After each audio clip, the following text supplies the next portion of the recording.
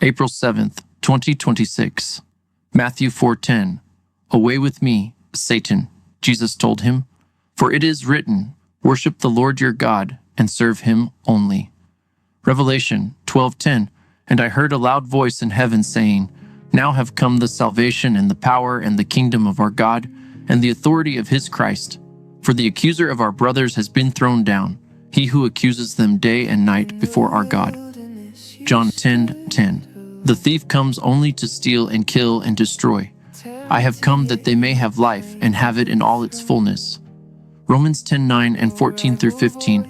That if you confess with your mouth Jesus is Lord and believe in your heart that God raised him from the dead, you will be saved. How then can they call on the one in whom they have not believed? And how can they believe in the one of whom they have not heard?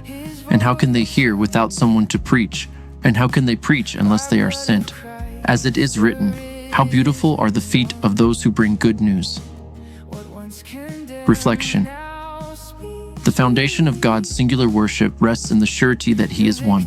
God commanded us to serve him only because he is one. There is no division of authority.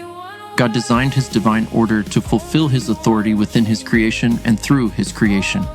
By design, God made all things for his Christ to live, die, and resurrect into eternal life for all who believe. The defect of creation is reserved for the manifestation of evil. This defect is not a mistake, but rather a necessary outcome for existence beyond the Creator. God has made everything in his goodness and brings all things into his glory. When we suffer loss, pain, and injustice, we have evidence of the thief. In all that is lost, Christ is our gain. Through all our pain, Christ is our blessing. In every injustice, Christ's injustice satisfies the justice of God for our deeds in sin. This remains the good news of creation. He persuades us to the knowledge of his full life. He provokes us into a lifestyle of belief that pierces our moral center and floods us with his loving devotion.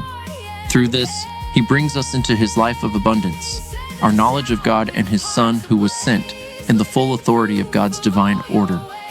Christ is the resurrection that he promised. He equips us to provide his salvation through sending, preaching Christ, and using words, if required, to hear through our lives and our moral center, so that Christ may be the one whom all will call upon for resurrected life. Prayer. May we embrace the fullness of your life.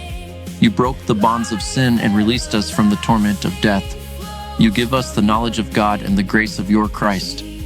May we embrace the mercy and share your loving devotion for those who suffer from the thief and quarrel in pain without your peace.